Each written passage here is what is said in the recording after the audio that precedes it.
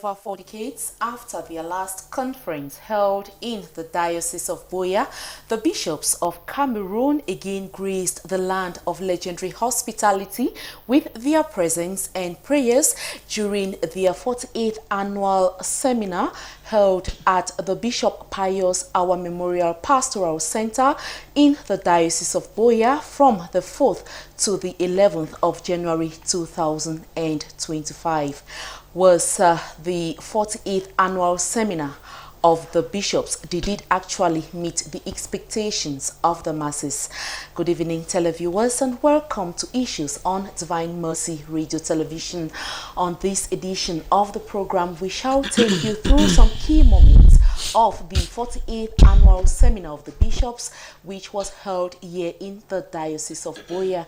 We shall also be looking at the message of the bishops. We urge you to stay with us, and you can also contribute as the program unfolds, either using our comment section on Facebook or using the number which shall be displayed on your screen and sending us a message via WhatsApp. I am Fomucha Mirabel. For presentation, stay with us. We are coming back right after the break.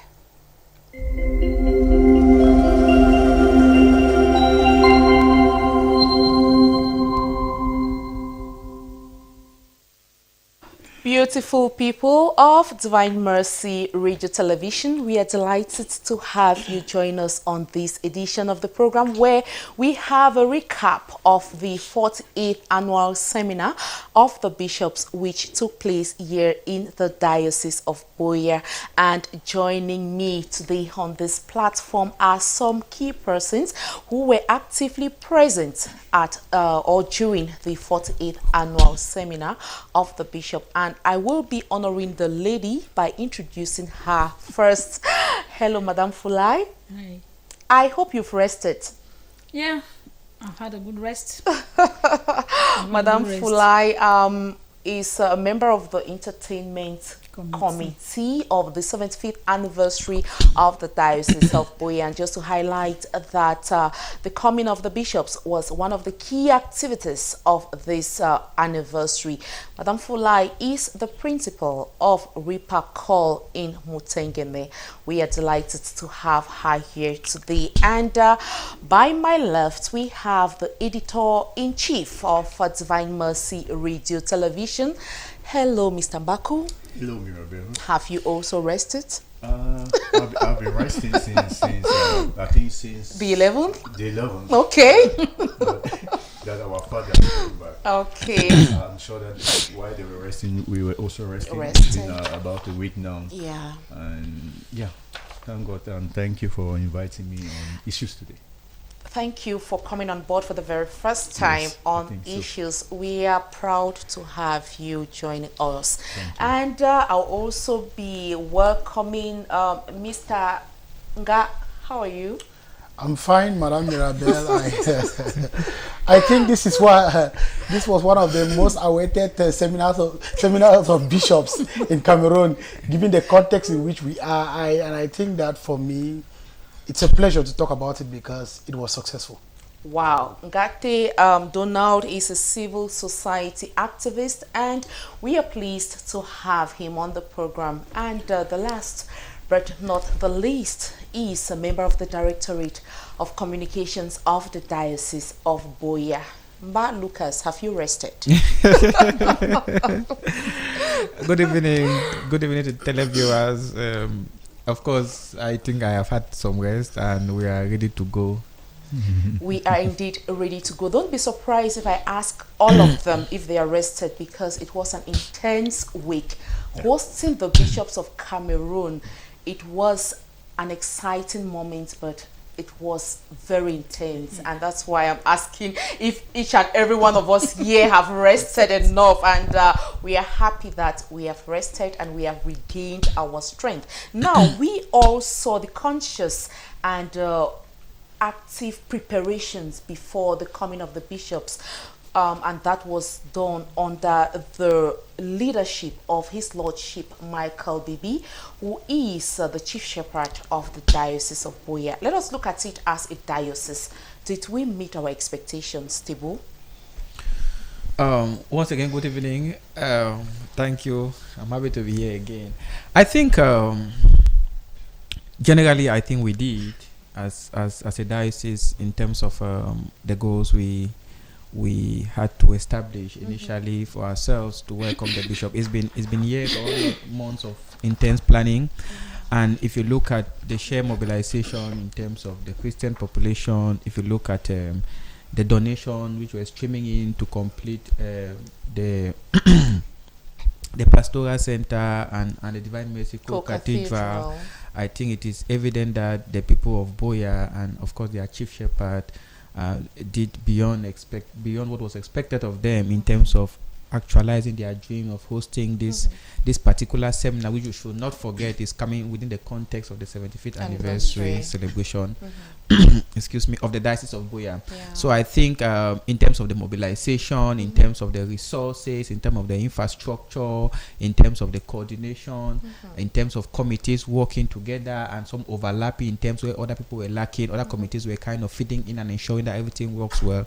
I think it was a masterpiece and kind of a textbook example of how a successful event should be organized. Wow, a textbook example of how a successful event should be organized. Let me be talking to Mbako Jude.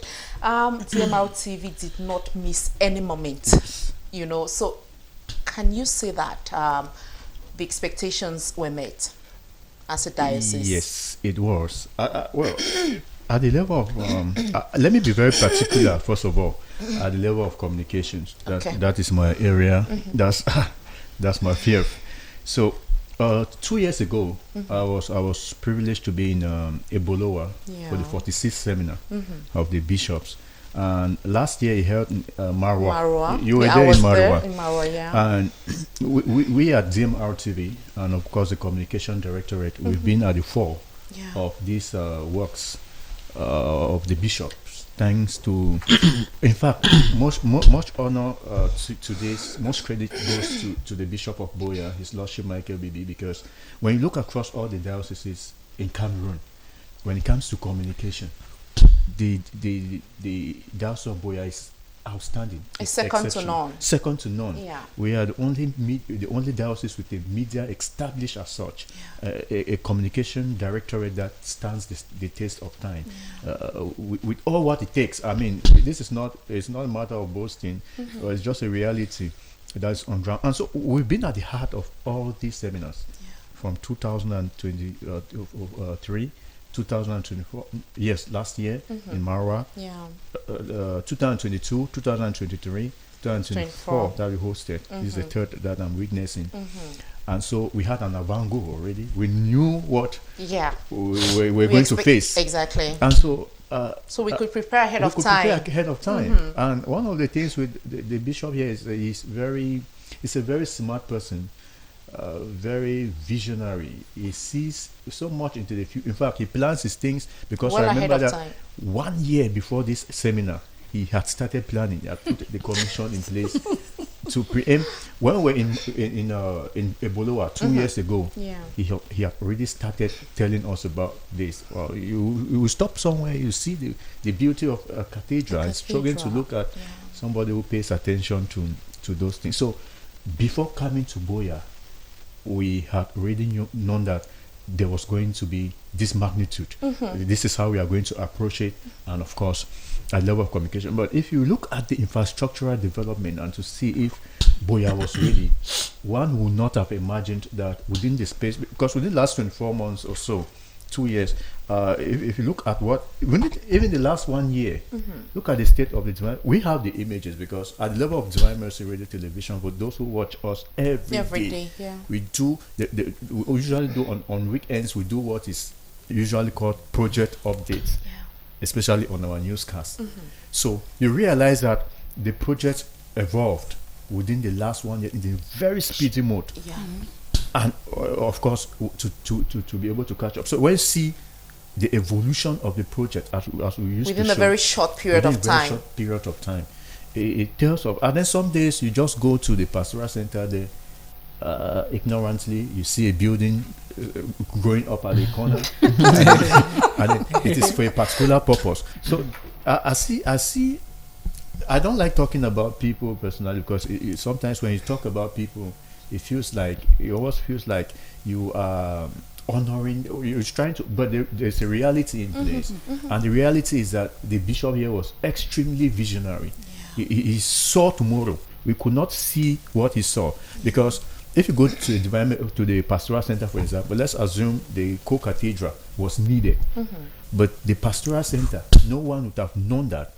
No one would have thought. Imagine that the bishops came here, and the diocese was to take them to a hotel, parliamentarian flat. I'm sure we'll be talking of millions. It would and have millions. been a disaster. A disaster in terms of the financial.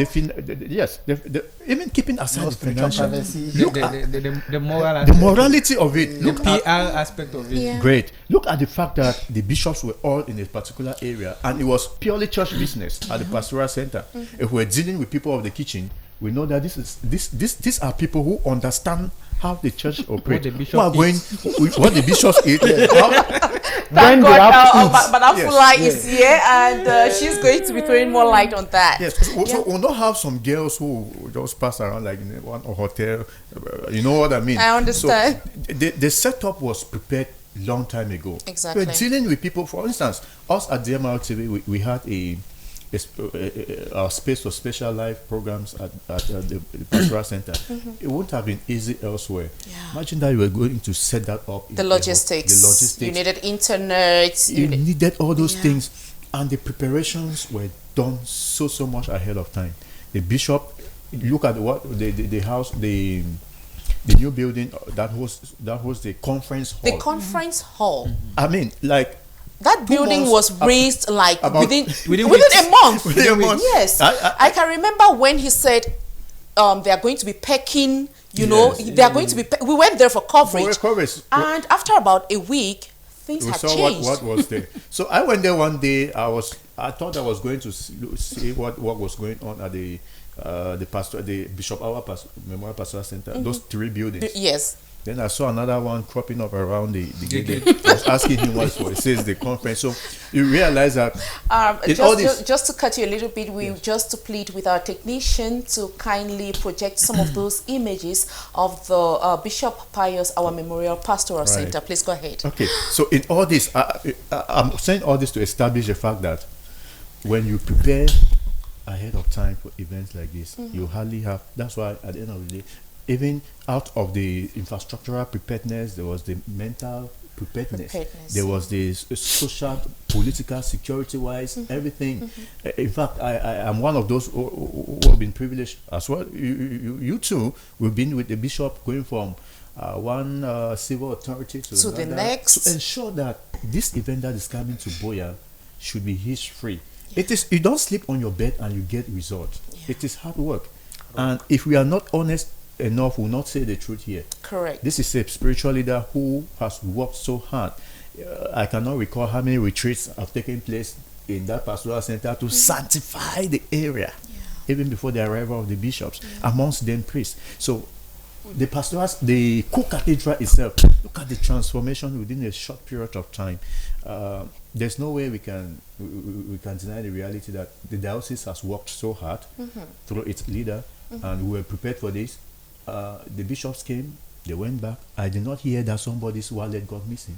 I didn't hear that somebody's pin or a thief has harassed somebody somewhere. Even Southwest, which is Boya, which is often looked upon as a place of security troubles, they came, they went.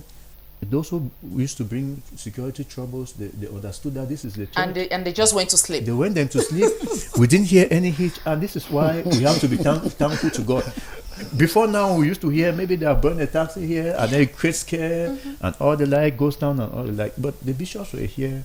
Whoever, all the forces of whether good or evil, they respected themselves, and they came to a common compromise, and everything went successfully. I think I concur with you, Jude, because while we're in Marwa, the bishop will always encourage you to learn. While we're in Marwa for the 47th annual seminar, many a times he told us, do you see what is happening? Do you know that next year we are going to be hosting the bishops? You have to learn. You have to learn. And with that experience, I think that we came back with lots of information. Some of the errors we saw, we tried to correct, and some of the positive things we saw, we tried to emulate. Right. And so, and let me go back to the issue of the talking about the conference room and the setup. You know, when we used to work going into the office, into the Directorate of Communication, you know, we used to see so many chairs, so many tables, and we will not have a bigger picture. And we'll always be asking ourselves, why do we have all these things? Those chairs have been lying there for more than a year. Yeah, yes. We did not know that the chief shepherd of this diocese had plans. purchased. You know, In fact, the basement at the co-cathedral had those. If you go to that basement, you think you are in somewhere in one of those basements where you're passing through New York. Going to, I mean, the place And is yes. modified. It's like one of those underground bridges. So nice, and those things were there. They have been planned. Those particular designs were what the ministers gave the people of Ambam out in the outskirts of Ebolowa. When we went there, they had a mass there. So I want to believe that the bishop was very keen. That's one of the best species of chairs. Yeah. Best type of chairs you can imagine. He had hundreds already for the diocese. Now, Madame Fulai, you were so present when it came to the meals of the bishops. And do you think that the committee and the diocese succeeded hosting this event? Yes, Mirabel, I would say we succeeded because at the start we had some fear because feeding the bishops was not really a problem, but the one of Boya was somehow different because we were not feeding only the bishops. We were feeding everybody that was at the center, whether you were part of it or not. We were part of the meal. And when we had the first meal, we could get the comments, and we now knew that we were strong, and everything went on well. At a certain point, the Archbishop of Bamenda told us that people have overfed us. Can you please slow down? And we told him there's no way to slow down till the leave. And the good thing is that from the first day to the last day, not even one person complained of my tummy, I'm having difficulties because of a meal or something. So everything was just perfect. The meals were on time. When they said 7, it was 7. If they said 1, it was 1. If they said 7 p.m., it was 7 p.m. Yeah. So everything went on well. It was not easy, but we did our best. And they left Boya with something in their heads. And the Bishop of Kumba already started complaining that the standards we have given here, he's not sure because he's going to meet up. Yes. And even saying that he may borrow some of us to come and help him shows that we did something. Yeah, and we say congratulations. Everybody was just so happy. Even with the tiredness, we were happy. We were just all smiles. Thank because you. we knew we did our job and we did it well. Very, very good. Now, let us talk to Ngate. You were watching from a distance as a Christian of the diocese. He said as a Christian. So as a Christian, what's your opinion on this? I think that Boya is mother. I want to go historical. Okay. Boya is first diocese in Cameroon, first diocese in the Ecclesiastical Province. So I just think that it's but suiting or fitting that Boya, I always knew that something good like this will happen, because having worked with the bishop close and from afar, I know that, like Mr. Mbaku said, the bishop has vision. And of course, the co-cathedral all of us had dreamt of finally came to reality. Exactly. I remember I was in first year training as prospective seminarian when 2010 when it was started. So it's 14 years after. And finally, I was not there for the mass of the bishop. I saw it on TV and the images, the drone. When you get the drone images of the co-cathedral, you know this is a cathedral. So I think that this has been one of the first or one of the best seminars where everybody's involved. I'm not sure lay people were that involved in Ebolowa or Marua. Even the state, everybody wanted this to succeed. Yes. Everybody, from the state to the church to Christian itself. The way Christians turn out, I'm sure I used to watch Ebolowa, I watched Marwa. That was not the way when you saw the videos and from afar, you saw CWA, you saw CMA, you saw the way even the young people mobilized, even the choirs that came, they came in their numbers like 100. And you just have to say that I think that much work has gone into play. I was there with Mr. Tebo the other day, and I even congratulated the bishop because I was shocked. The horse you are talking about there's none in Boya. I told the bishop we just have Sal Arena in Douala. There's only Sal Arena at Bonamusadi. That kind of great hall, and you have the other one at in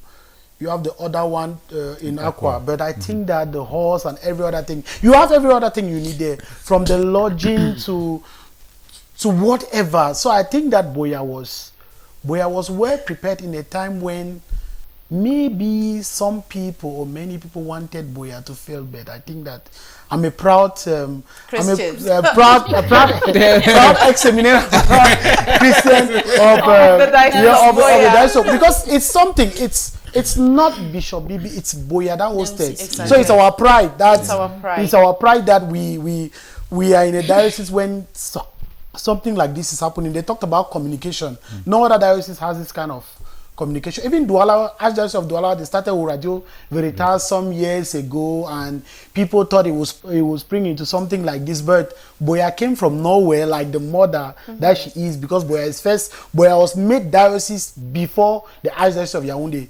Many people don't know that. So Boya's mother, Boya has rightfully taken its place as mother, giving the example in all aspects. The involvement of lay people, the state. I'm sure the state was very much involved. The security wise, every other thing, the camaraderie. Okay, those are the beautiful images. Just imagine you will not see something like this. So I think that those who missed it or those who watched from afar were happy for such a thing like that. I can talk, but I think that I don't want to go to the spiritual aspect of it. I don't want to go to the church aspect of it, but I think that actually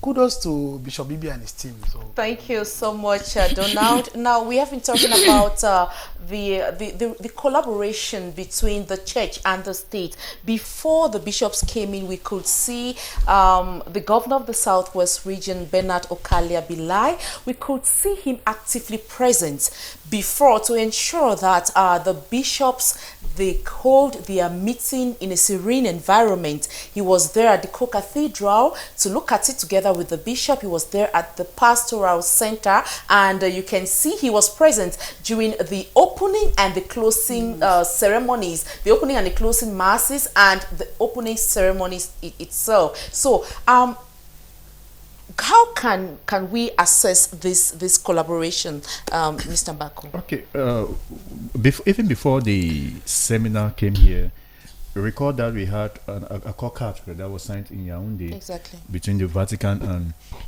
the state of Cameroon. We have the nuncio based in Yaoundé. He is the representative of the Pope in Cameroon. Over the years, we know that the Catholic Church in Cameroon has been very vibrant, and it plays a great role. There's a wonderful collaboration between the church in Cameroon and the state of Cameroon. It's been like that over the years. It is not going to stop anytime soon. Yeah.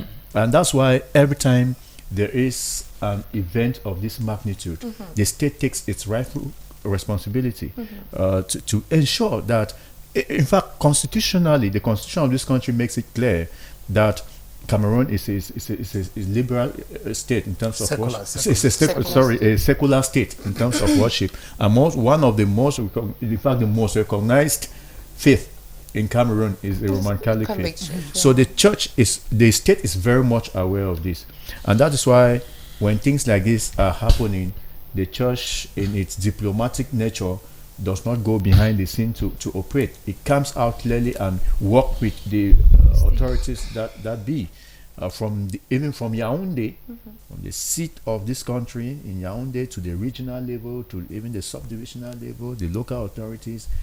We're talking about the governor is even a Catholic. He's a member of the church in Boya. Saint Michel, I'm sure. Yes. So he's a Christian of the church. I mean, So he was not just doing this for my own reading, not just doing this as the governor of the Also as a Southwest, Christian. but also as a Christian of the church. That's So somewhere. you Of the find Dice you, of Boya. yes, and of the Dice of Boya. Yeah. So you find that attachment. Those coming there was coming there to also inspect. It does not just inspect too. It's also fulfilling his Christian obligation as a Christian of the Roman Catholic faith. So naturally, the collaboration was good. It is still good. I remember that the bishop visited him many months before this seminar. And you can remember that he also offered a meal to the bishops Yes, at Mountain Hotel. Yes, exactly. And we also have other local administrators, like the mayor. The mayor of Boya, the bishop took his time, went there, and told him about this. And he was impressed by the humility of the bishop to come to his office to tell him about this. These are acts that born. We don't do things clandestinely because we think we're a church and Things will just fall on people, our way. we have Christians, people will just come, God will just favor us. You have to respect the state, and the state has to also respect the church. So the collaboration is there, it's always been there. And we saw, look at that shot there, you see almost all the authorities of this region.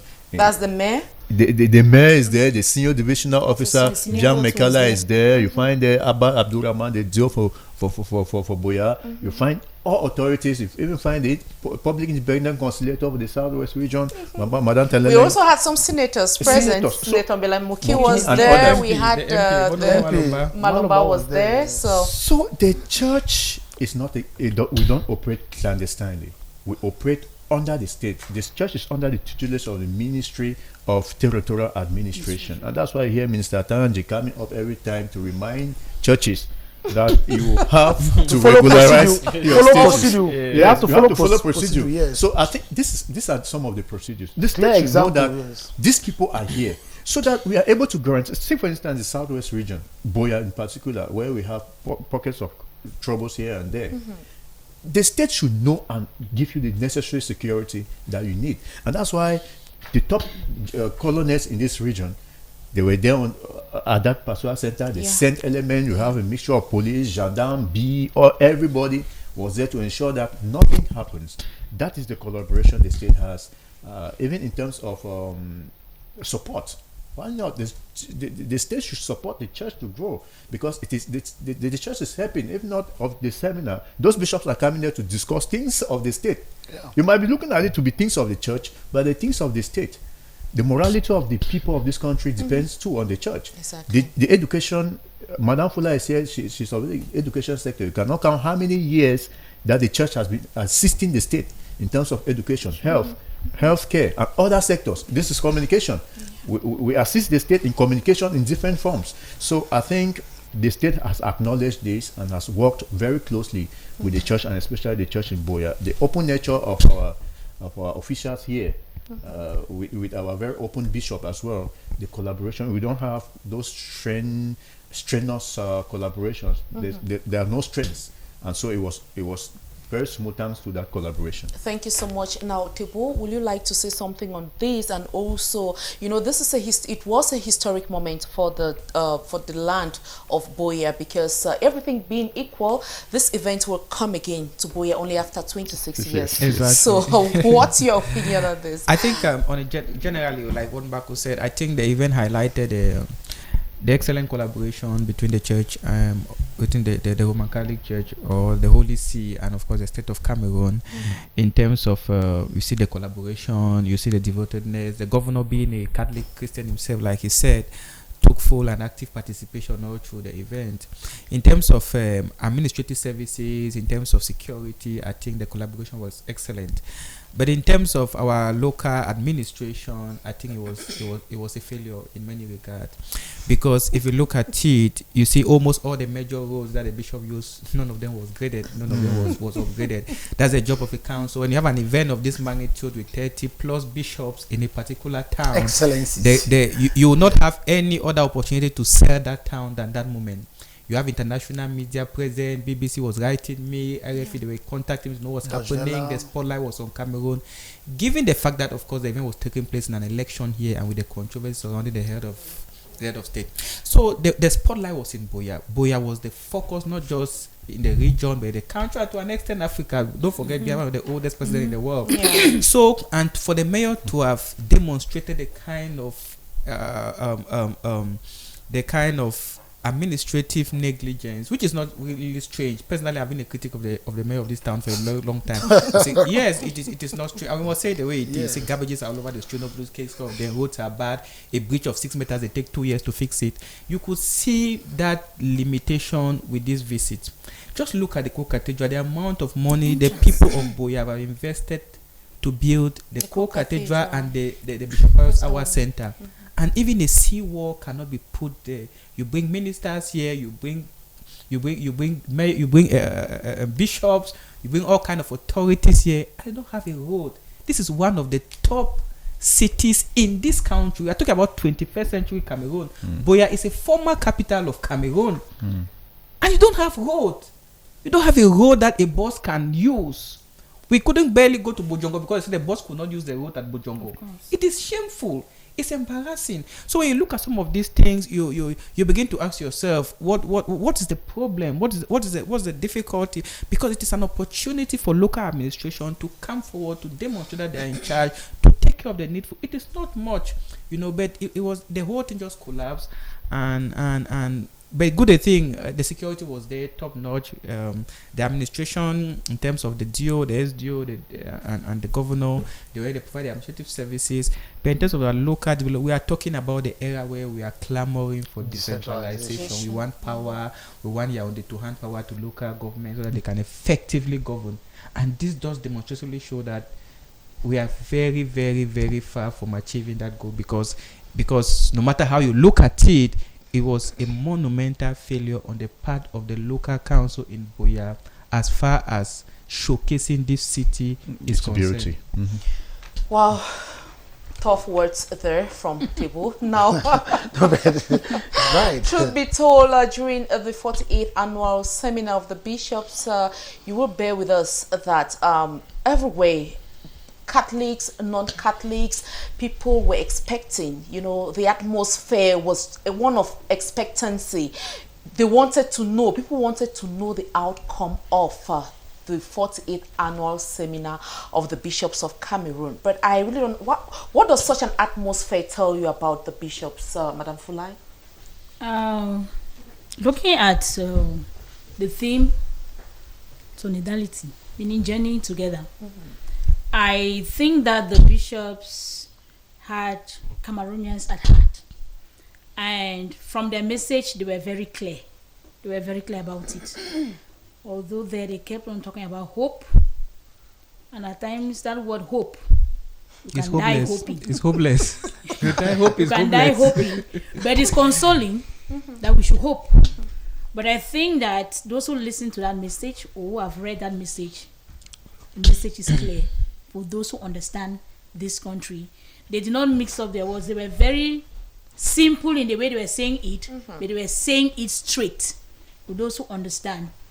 And they did not fail to.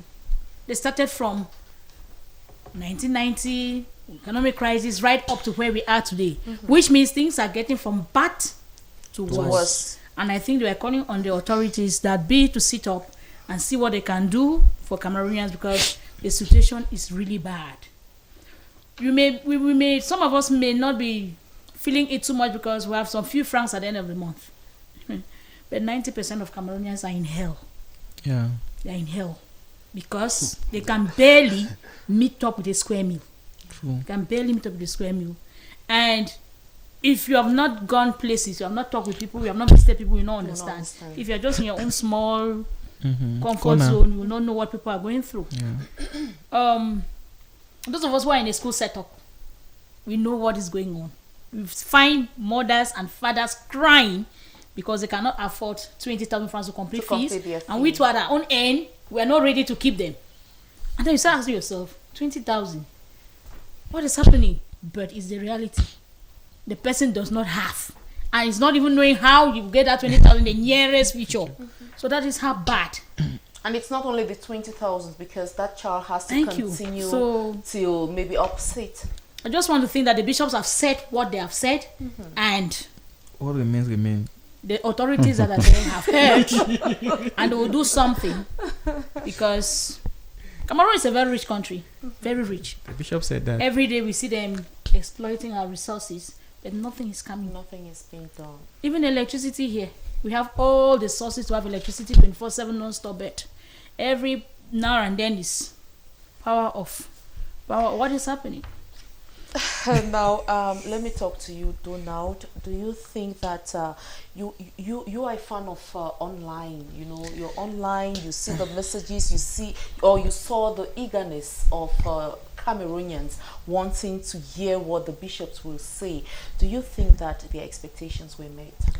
I simply think that, to begin with, if you see the yearning of Cameroonians to hear from the bishop, it just tells you that the church has a role to play in the state. Where Vatican II, in its document on the church in the modern world, Lumen Gentium, talks about the role of the church in the life, in the economic and socio-political life of the people. Even dating back to Rerum Novarum of Leo XIII, when he talks about what role the church has to play. So the bishops, if you see the everybody yearning to hear, I saw on Deutsche Welle how Deutsche Welle focused on Cameroon on the conference. I was wondering, why should Deutsche Welle focus on the seminars of bishops? Then I remember the role the bishops, the church and the bishops have to play in the life of the country. So I think that there was that yearning, and I think that the bishops or the church did its part, said what they had to say,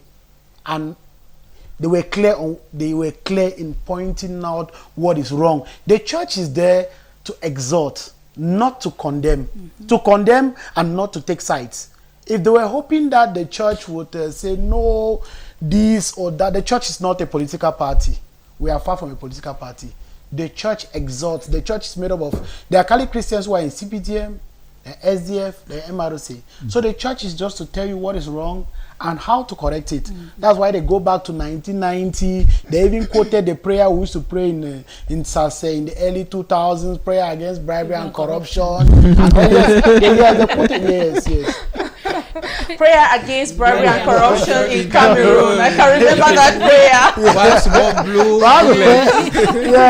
God our Father. So they quoted, our Father. Help us to fight corruption in Cameroon. So I think that and they are so the yearnings were met. The bishops have exhorted. The church in its role has exhorted. The church does not decide who goes in for elections or not.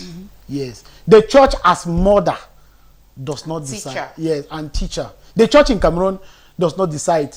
An individual bishop might want to say what he wants to say at the behest of his own church, but the church, the Episcopal Conference, as one, does not decide who goes in.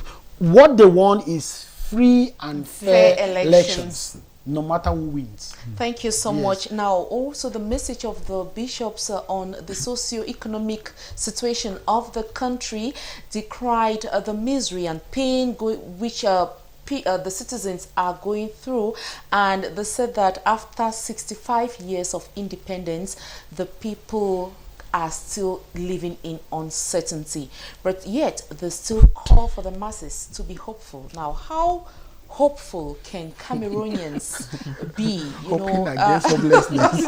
Hoping against hope. How hopeful can Cameroonians be in a country where we see things degrading and we are looking forward to achieving an emerging nation in 2035, Debo? I think we've reached a critical point in this discussion, personally, in my own point of view. Crescendo. I think amidst all the glory and the beauty and the wonderful hosting which took place in Boya, one thing which I'm sure, for instance, is that we might never really know what transpired in the meetings of the bishop, because it's a secret, kind of a secret gumba. Nobody really knows. We can only know what they want us to know through their communique.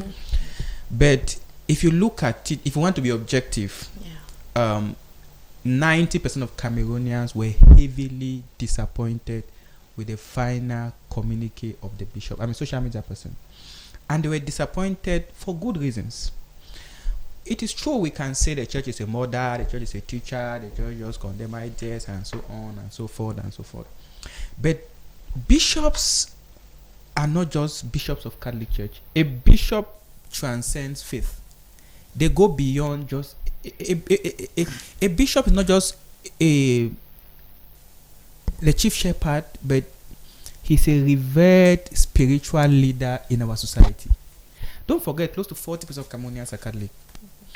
So when a bishop speaks, it transcends faith-based organizations. It's beyond when the bishop of Benin speaks, it's not about Catholics.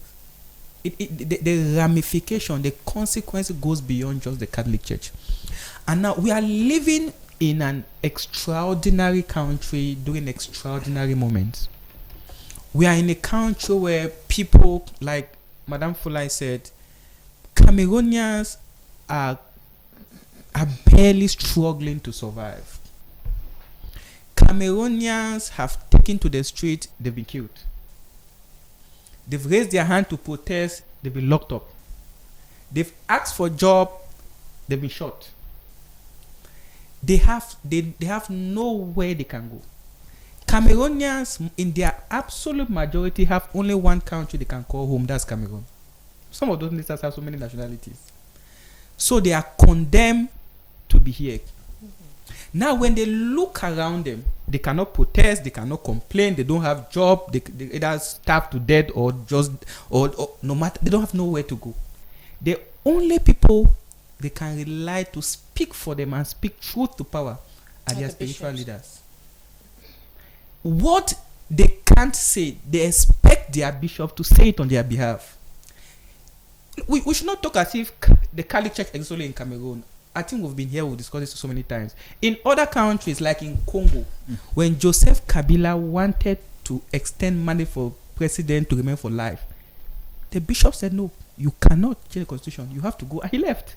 In South Africa, the church played a crucial role to end apartheid. It doesn't suffice to say corruption is rampant in Cameroon. Even Diakesi in primary 6 knows that. Everybody knows. They're just telling us the obvious. It doesn't suffice to say there's embezzlement everywhere. Everyone knows it. That's why we are poor and suffering. But we expect our spiritual leaders to go beyond. To go beyond just words and asking for us to be hopeful. Of course we are hopeful. We all are. They say somebody without hope has no reason to live. Cameroonians are only living on hope. So for you to tell them that be hopeful, I think it sends a wrong signal and tells them that we have our spiritual leaders who are out of touch with the reality and the common man. And this common man are their Christians in Munyenge, in Batibo, in Furawa, in Manfi, who cannot guarantee that if they are sick and they need 20,000, they can get treated in a hospital. And so when you look at the final communique, it was heavy on optics, but it was light on substance, because nothing changed. If I were one of those responsible for the suffering of Cameroonians, I'll give Eve Bishop a new Prado, because that communique basically said nothing. There was nothing there that none of us know about it. But among the individual bishops, some of them have been outspoken. We are not directing the bishop that this is what you have to say per se. But we are saying that if you see an evil head, you have to cut it off. You can't pretend otherwise and say that this is an evil head, evil is battle, evil is battle. No, it doesn't solve the problem. We are in an election here. Our country is stagnated. Nothing is working. The people look up to their spiritual leaders. I will bet my life that this is the most followed conference or seminar of the bishops since this seminar of bishops started. Foreign media where everybody, what would they be? Because before that, some of them had been talking and in their quiet corners. And at the end of the day, like a typical Cameroonian style, you always expect, and at the end of the day, there's no hope. We're told to hope in a hopeless community. and people felt betrayed. There was a kind of a holy calm. I don't know why I should use a holy calm. There was this calm that transcends the whole of Cameroon. Even when they read that communique, if you look at the crowd, the population at the Divine Mercy Cathedral, the claps, it was weak. The people felt betrayed, and the people have been left to themselves. Now I'm going to come back. I would like you to throw an opinion after, on that. I want to. But just to say that that's a personal opinion, Yes. which Tebo is giving, and I think I would like to remind ourselves here that the church is apolitical, it is neutral, it is not non-partisan. So we know the bishops came to the focus of the bishops' conference was for the common good. And they were discussing on ways to better foster the work of evangelization. Just to make that point very clear, you want to add something before Baku comes yes, no, he in? will come. Okay, just hold on a bit. Baku. We have just like 9 minutes Yes, to go. let me be very quick. Yeah. I don't know what part of the co-cathedral table was sitting that he didn't find the They clapped. But on one side of the co-cathedral, the claps were thunderous. And, well, like you said, it's his opinion. But my own opinion differs a bit. Okay. It differs a bit because, by the way, every profession in this life has its etiquette. It has its rules and principles. And when you look at, I think I read somewhere in within the canon law, I've forgotten the number. It should be about 280 something, 87 or so, which states clearly that bishops must always, in fact, the church, like you said, is apolitical. It must be able to understand political views and social views. And that's why I think that should be why when you look at that communique from the bishops, you'll find they're socio-economic. You'll not find political. They're very technical enough to put it as socio-economic because they engage socio-economically, but their rules bar them from going political.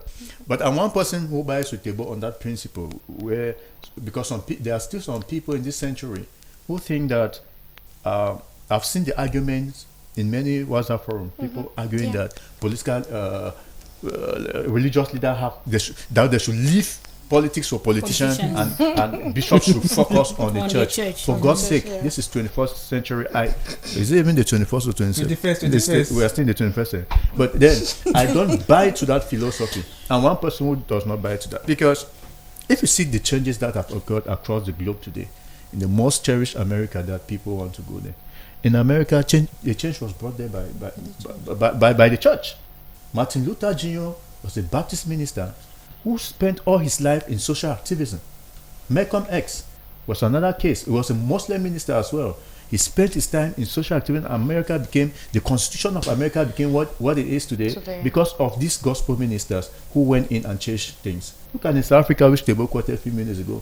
Archbishop Desmond Tutu is a prominent figure in Africa today because he played a significant role in the political process of South Africa. So when it comes to our own case, we always have reasons to justify why we think people should not act. The Catholic Church across the globe, I think the figure should be above close to 1.4 billion Christians across the globe. That's a significant figure controlled by the church.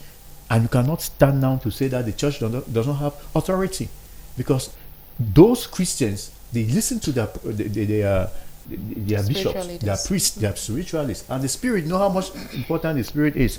So I'm still of the opinion that the communique, it touched on the right knee, following the principles that the bishops have laid. But there is still the need for even the Pope. The Pope has been to various countries across the globe, asking people to stop wars. Israel, Gaza, Russia, Ukraine. He has been to those countries. These are political processes. We cannot pretend as if we are giving a blind eye. But the bishops were technical enough from my perspective. Cameroon's scenario is sleepy and very different from others. Yes. This is an election year, 2025. and Cameroonians were expecting a lot from the bishops. And nothing was said about it. No, something was said. Madam, A lot have been said. I don't really think that. A lot. Madam Mirabe, I don't really. Let's hear from just give him few seconds. Let me just wrap up by saying that at the end of the day, if you read the message of the bishop with an open mind, the 9-page document, it is divided in 3 parts. The first, asking you to be hopeful, contextualizing hope. The second part is coming out with the context of that hope, and then the third part is coming out with those socio-economic conclusions. And if you read every point of that, about 20 or 25 points, it touched on the life wire of this nation in every aspect. And so if you were to go by that document, there's no way you cannot say the bishops have not spoken. But it is also going to be hard for you to say, you Bia come out, you fool the goodies. Thank you, Baku. Do this. No, I'm just saying, for example. Thank you, Baku. Let us listen to Donald. I know you want to come in, but let please. Let me say here that the church, the Catholic Church in Cameroon is has been very, very active in both the socio-economic and political life of the nation. When they say apolitical, it means that the country, it's not the church. The church is not a political party, but they are involved in the day-to-day life, political life of. In 2016, the bishops wrote. The bishop Bapek wrote. Even when that small girl lost her life, Bishop Bibi condoled, and when things happen, he wrote. Even as the upcoming election, Bishop Bibi. Yes. So if they were Cameroonians, let Cameroonians not behave as though the bishops don't feel the pinch, or they are not touched by their lives. If you are expecting the bishop to come and say you don't go in for election, that's not their role. The role of the church, even the Bible, the role of religious leaders right from the Bible is to exhort. The Bible says, today I put before you life and death, good and evil. And the bishops have done it from elaborating from corruption to whatever. So you know, no, the bother me. I'm just one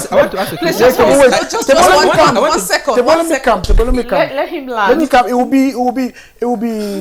will be wrong to say that the bishops disappointed the Cameroonians. They disappointed themselves because they did not get what we disappointed ourselves. I want to jump in. Okay, thank you. Well, I'm still talking. Okay. I'm talking. Okay. So I'm just saying that the role of the church, the church is not a political party, and the church will never be. The church will not determine who goes for elections. But the church will exhort the Christians on. First of all, exhort them to vote, and voting the right candidate. They have said it in so many ways. In the document here, they are still saying it. So I don't know what they were expecting for them to go. Okay, you go. What I think is that let's understand where we. First of all, we are in a democracy. At least all of us here can agree. Exactly. Yes. We are in a democracy. Yes. And in a democracy, the people enter into a social contract with their leaders. Yes. In other words, the people choose somebody to lead them, and the person who leads them is accountable to the people. Yes. So we've entered into a social contract with our government. Yes. They are there to serve. They are our servant. Like you recruit a mate to serve you. You pay them. We pay them. Yes. So if that mate is not performing, is it the crime to that mate that you are not performing? You are supposed to be fired. Has the church not said it in so many ways? In which way? Excuse me, Nga. No. You said the communique of the bishop. Nobody is disputing that communique. To be honest, what was said in that communique that you don't know? That Cavalier Libre has not been saying it. That Camto has not been saying. That OC has not been saying. What? That corruption is rampant. That embezzlement, that rota bad, that police. What were the bishops to say? What were your expectations? So we have been doing the same thing over and over, and we expect different results. Tell us what were your expectations? I'm not a spokesperson for the bishop, but for the bishop. No, let's be clear. I'm not. You guys will not force what into my mouth.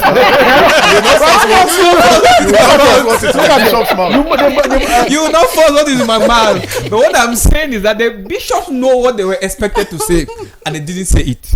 And the bishops are finding it No, difficult look to at- say it. no, The no, same no, way no, you're finding it no, difficult no, to say it. No, Hello, everyone. it's the same thing that you force think, God to say what you want to hear. Like Exactly. probably, I think yes. the expectations of Cameroonians, if you say that some expectations were not met, the bishops had an agenda, the bishops had a mission, and their message came out following their mission. So as you say that we should not put words into your mouth, we are also not in the position to put words in the mouth of the bishops. No, but I don't think that the bishops they are communicate did less. I don't think so. So thank you so much. Now we are just to look at this last point. How can we as a nation and as individuals, because the bishop spoke about the crisis which is plaguing the northwest and the southwest regions, and not forgetting Boko Haram, and they talked about dialogue.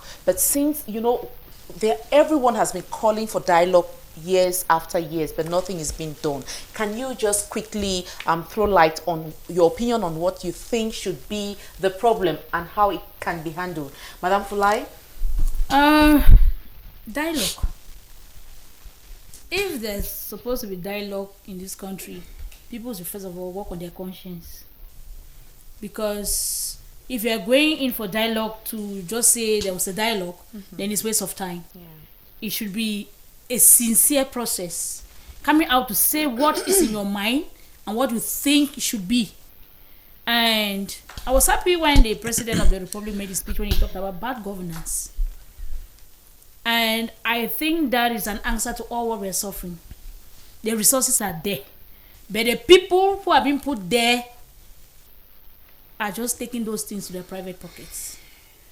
And if we're coming out to dialogue, you should not come out to dialogue and then start by telling me on the opposite side what I should say and what I should not say. Then there's no dialogue. Yeah. If there's supposed to be a dialogue and for us to arrive somewhere, let the people be given that freedom to say the way what they feel and the way they feel it. You should not just say the way it is. Don't tell them, no, you don't say this, say by this. Or they select particular persons whose brains have already been washed and they know exactly what to say to please the opposite camp. Just get people, let them express themselves. And at the end now, we draw the line. Thank you so much. Thank you so much, Donald. Few seconds, please. I just think that the only dialogue that we need, like she said, not the only dialogue, but the only solution now is good governance, jobs, opportunities for young Cameroonians, whatever the case. I think that so if we have jobs, we have opportunities. Yes. We are going to end this crisis. We have social security, and everything will end. I just think. Thank you so much, Tebo. Personally, I don't know the dialogue the bishops were talking about because to the best of my knowledge, we've already had a major national dialogue in this country where separatists were brought with government officials, they discussed, they had a resolution, they decentralized the country, South Regional Assembly was created, Northwest special status.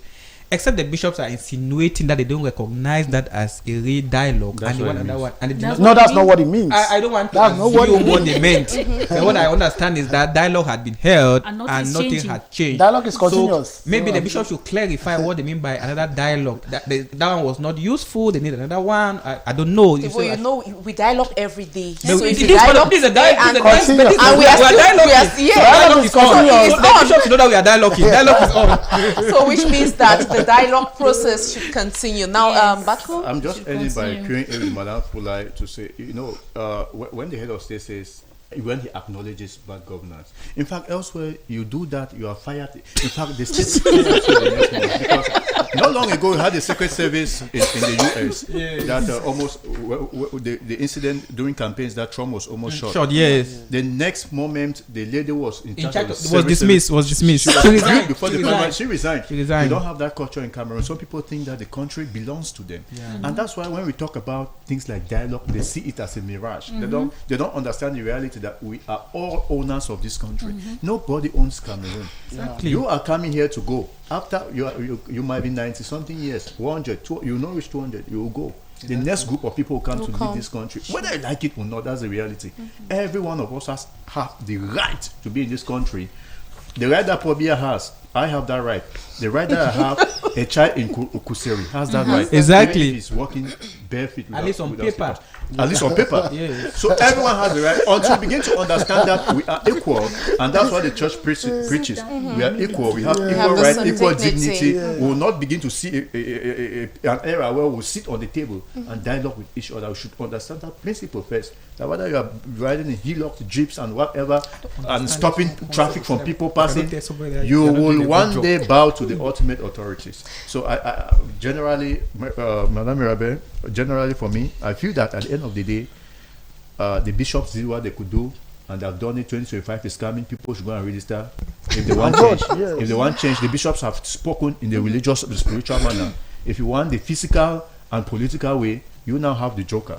Go and register now. Elekam has already opened the list. If you are suffering, because when you go to the market, they don't ask whether you are from Cali, whether you are from the state, for to buy that Ghana oil that has become terribly expensive. So every one of us will have to play as if We have a role to play. Thank you so much. Let us have concluding words. Just 2 seconds each. Madam Fulai, I begin with you.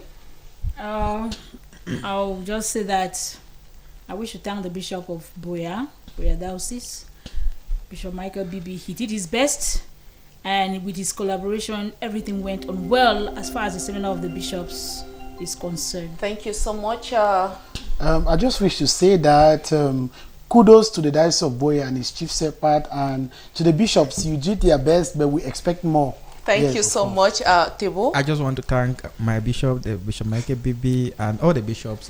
We are going to be praying for them. They are humans. They also have weaknesses. So I think that Cameroonians need to pray for their bishops, and I'm going to be praying for them too. Thank you so much. And just to say that Baku? the next one is going to Kumbano. So it is still in the Southwest region. We are equally going to see how we enjoy the magnanimity of the people of Kumba next year in the 40, it should be the 49th. Yes, seminar. Thank you so much for your presence and for your contributions. Those of you who have been watching, we say thank you. And to our technician, we say kudos. Thank you for watching. Join us again next week, Friday at 5 p.m. on DMR TV. Until then, stay tuned on to all the wonderful programs on Divine Mercy Radio Television. I have been for Mucha Mirabel for presentation. Have a wonderful weekend.